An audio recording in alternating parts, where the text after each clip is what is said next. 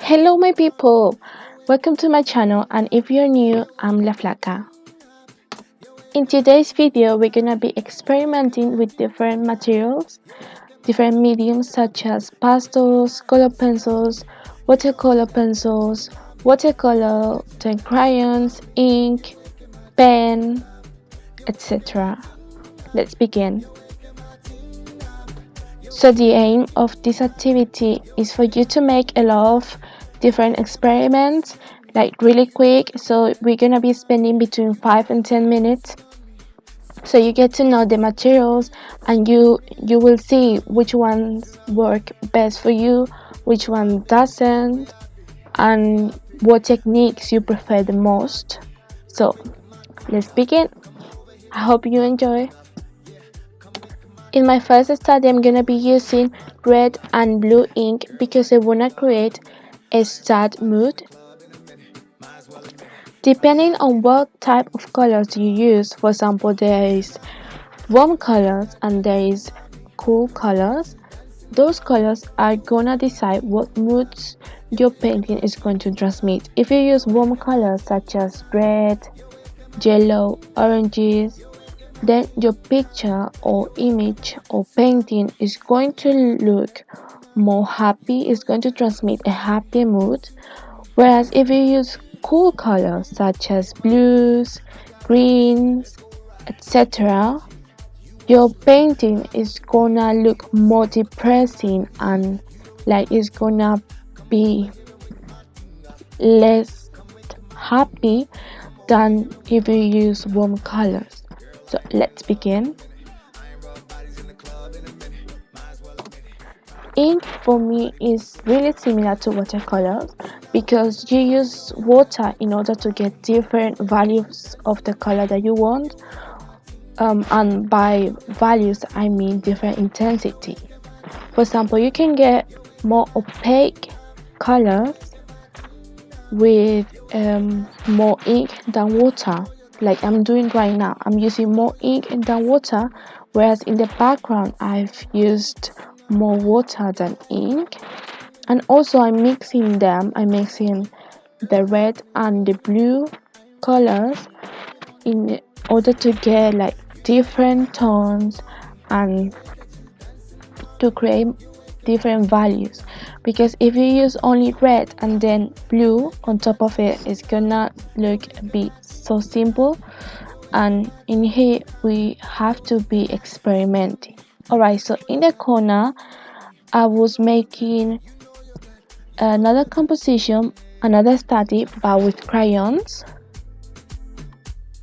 I'm not a fan of crayons, but what I can say of them is they are good when you want to be more abstract. So I would recommend you to use them in bigger compositions where you don't have too much detail, because it is a bit complicated to mix the colors and to get good and precise marks. So in my third one, I'm gonna be using watercolors, and like I said, watercolors, they are really similar to ink, but like it's much easier for you to get transparent colors than opaque colors, and you have to be really careful and be in control of your brush strokes and the amount of watercolor that you put, because when you put too much of it, then you can't actually put white on top of it because they are transparent. So yeah, I would recommend you to use them when you have a landscape or drawings where you don't have to be really precise. You can use them in portraits, but they wouldn't be like really 3D unless you're using another material with it. Although there are watercolor pencils which you can use to make more detail, and they're really good.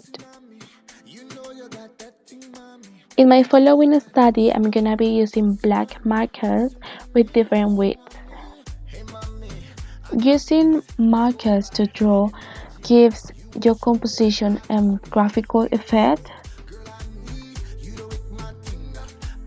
because of all these lines and mark making that you create with the marker, and also the speed that you draw with, that is gonna define the movement in your picture. If you want to create like something that is in movement, then you have to make a lot of fast marks, whereas if you want to create a more relaxing picture, painting, etc., let's say in a still object, then your marks are gonna be more in control.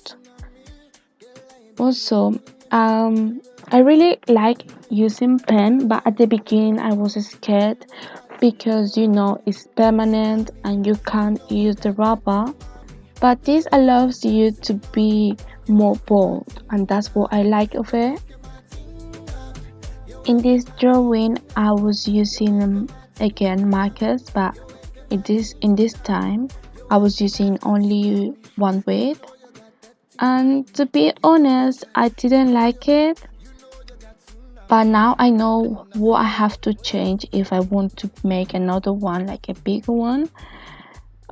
So what I didn't like of it was the amount of detail that I have put, because like there's a lot of stuff going on there right now, and if I had kept it simple, it would have been better, I think, because what I see right now is a lot of mark making and some of them doesn't make sense, but never mind.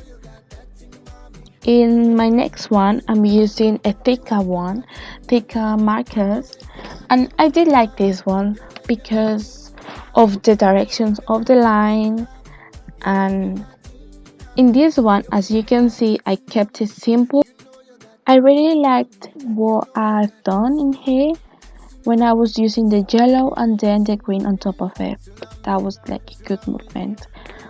Okay, so another technique that I forgot to do and I want to tell you about is when you use water and markers, because what you do is you difuminate the markers, the colors, they will turn like maybe watercolor, but not that much when you use water, so you can blend them together and then you can draw up on top of them again, etc.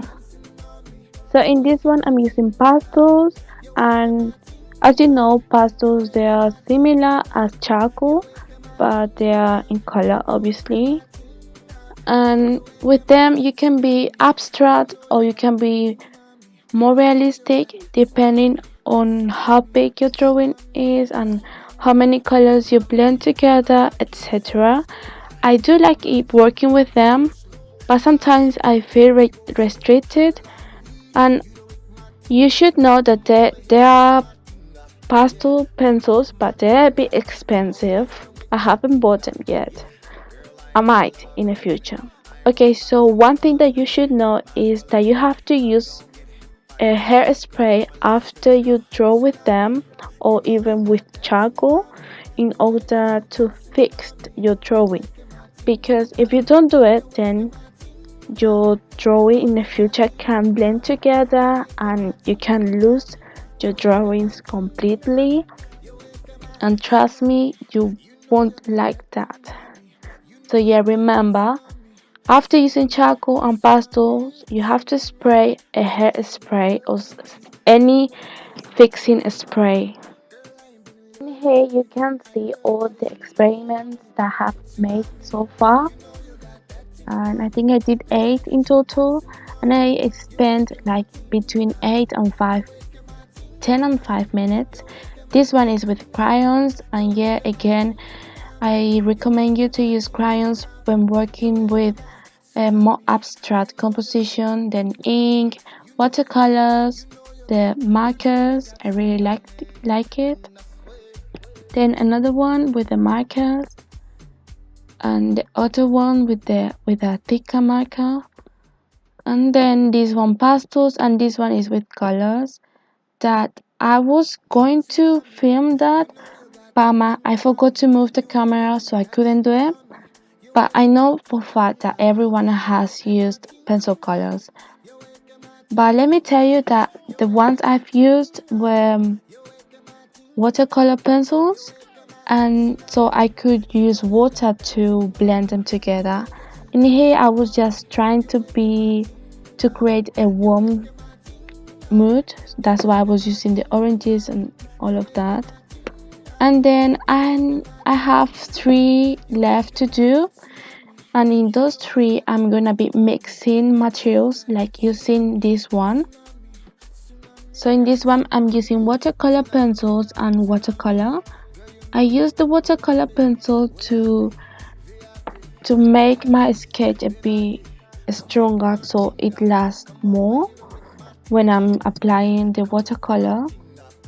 And as you can see, I wanted to create a cool mood using cool colors. While that is gonna dry, I'm gonna be making my third one, and I'm using red ink first, like I did before, but I'm gonna be applying pastels later, so I need to leave that to dry again. And now I'm using pastels in this one. Like you see, I'm refilling again. I'm just quick, like it don't have to be very precise, since it is an experiment. Yeah, when I was doing that, I did like the effect that the watercolors and the pastel create. And when I was doing this one, I also enjoyed it. Like when you apply a soluble material and then a harder material on top of it, it creates a nice outcome. And then in this one I'm using a sketching pencil, a gray pencil, which is soluble, and then I was applying watercolor again. Yeah, and so the watercolor and the pencil, they blended together, and I could say this has like a haunted mood, kind of like that. And yeah, out of those 3, I did like when I was using pastels and ink or watercolor. So definitely I'm gonna be taking that experiment into a bigger size. So in here you can see all my experiments, and they do look good when you set them up in a page, showing your process, showing how you have made a bigger picture, like a bigger image or painting after you have done all the experiments, and that is really lovely. I do recommend you to do this, like try this before making any bigger painting or drawing. If you make this process, you're gonna feel much better with yourself, because trust me, you're gonna relax a lot. Although you can get a bit frustrated, but it is not serious, you're just experimenting, so you don't have to be very precise, like I was saying. Okay, so after you've done all your experiments and you have chosen what composition works best and what materials you want to use, or what material, it could be 1, 2 or many.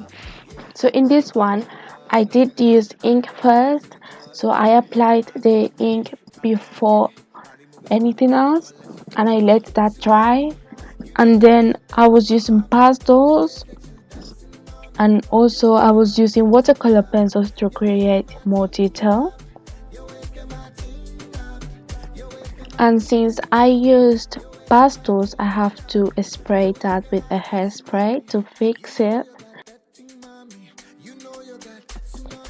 I do recommend you to do this technique in order to try new compositions. If you get bored, if you have lost the motivation, this is gonna help you because it's gonna allow you to experiment with different materials really fast, that you're gonna get clear view and a faster opinion on the materials, whether you like them or you don't. Thank you so much for today's video, guys. I hope you have enjoyed. So you know the drill. Like, subscribe, and comment, my people. Please comment. Don't be shy. Just tell me what type of videos you want to watch. What is that you like, or what is that you're curious about? It could be any type of video. Just tell me. Remember, I've got Instagram, I've got Facebook, and I'm gonna be leaving the links below so you can follow me and follow my page. Thank you so much for everything, and I will see you guys in the next video. I hope you have a wonderful day and a wonderful amazing week.